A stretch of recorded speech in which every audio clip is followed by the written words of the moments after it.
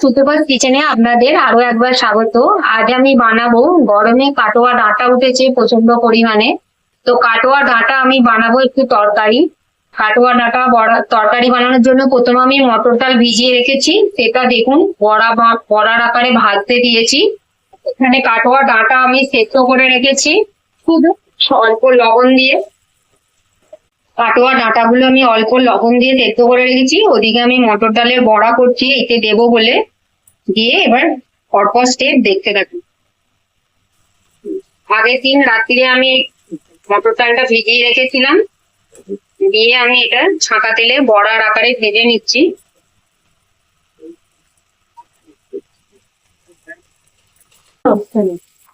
কড়া আলু, কুমড়ো আর বেগুন, আমি 3 রকমের সবজি দিয়েছি। আপনারা এটা ঠাকুরের খিচুড়ির সাথে এটা ভোগেও দেয়, কাটোয়া ডাঁটা দিয়ে সব রকম সবজি দিয়ে। এটাকে লাবড়া বলে থাকে অনেকে, আমরা এটা চচ্চড়ি বলি, অনেকে এটা লাবড়া বলে থাকে। মা কালীর ভোগের সাথে খিচুড়ির সাথে এটা দেয়া যেতে পারে ঠাকুরকে। এটা একদম নিরামিষ, তখন আদা বাটা দেওয়া যেতে পারে। আমি এটা 5 ফোড়ন দিয়ে করলাম, গরমে নিয়ে আর আদা বাটা দিলাম না, কারণ আমার হাতের কাছে এখন এই মুহূর্তে আদা বাটা নেই। আর একটু দেবো কাঁচা লঙ্কা বাটা। সবজিটা আমি খুব ভালো করে তেলে ভাজবো।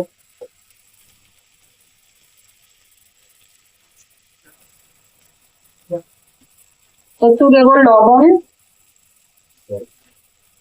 আর দেবো পরিমাণ মতন হলুদ,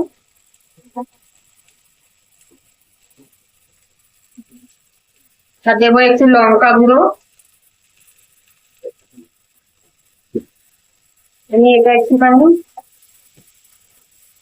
কষিয়ে নেবো, সামান্য একটু জল ঢেলে দেবো। মিক্সিতে যে ডাল বাটা হয়েছিল সেই ডাল বাটাতেই আমি জল নিয়ে এখানে দিয়ে দিয়েছি, কারণ অনেকটা মিক্সিতে লেগেছিল ডাল বাটাটা। এবার দেবো অল্প পরিমাণ একটু মিষ্টি। তার আগে কাটোয়া ডাঁটাগুলো সেদ্ধ করা ছিল সেগুলো দিয়ে দিই, কারণ বেগুন খুব নরম আর আলুটাও আমার আগে থেকে সেদ্ধ করা ছিল।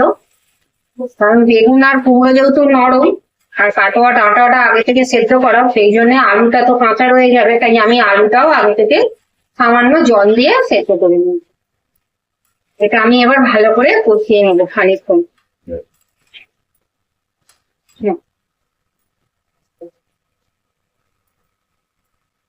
আর ডাঁটা সব মিশে গেছে, সবজিটাও সেদ্ধ হয়ে গেছে। এবার দেবো আমি একটু চিনি। এটা একটু মিষ্টি মিষ্টি খায়, এটা আপনারা লাবড়াও বলতে পারেন, আবার বলছি আবার কাটোয়া ডাঁটার তরকারিও বলতে পারেন। ঠাকুরের ভোগে যদি আপনারা ট্রাই করেন খিচুড়ির সাথে খুব ভালো লাগে। তার সঙ্গে শুধু একটু আদা বাটা অ্যাড করবেন। আমার কাছে হাতের কাছে এই মুহূর্তে আদা বাটা ছিল না, তাই আমি দিইনি। একটু গরম মশলা দিলাম আর একটু চিনি দিলাম। গরম মশলাটাও আমার নিজের হাতে তৈরি বানানো, বাজারের কোনো কেনা নয়। এতে ছিল দারচিনি, লবঙ্গ, এলাচ, সব গোটা গরম মশলা, আর ছিল একটু তেজপাতা, আর ছিল জিরে, ধনে। আমি সব রকম খোলায় ভেজে গুঁড়িয়ে রেখে দিয়েছি। এই গন্ধটা খুব সুন্দর হয়। আর বাজারে যেগুলো কেনা গরম মশলায় শুধু দারচিনির গন্ধ থাকে। দেখুন আমি সব মিশিয়ে নিয়েছি। এবার আমি যে ডালের বড়াগুলো করেছিলাম এটা আমি ছোট ছোট করে উপর থেকে সব দিয়ে দেবো। গ্যাসটা একটু কমিয়ে দিলাম, তলায় ধরে যেতে পারে। সমস্ত ডালের বড়াগুলো আমি একটু বড় বড়ই রাখছি, খুব যাতে মিশে না যায়, মুখে পড়লে খেতে থাকবে না।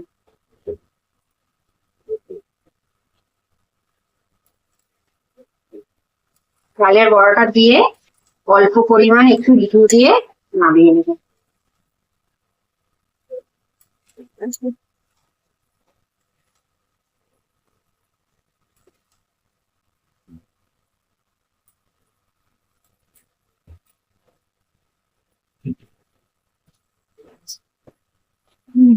দিয়ে দিচ্ছি একটু ঘি, ঘিটা দিয়ে নামিয়ে নেব।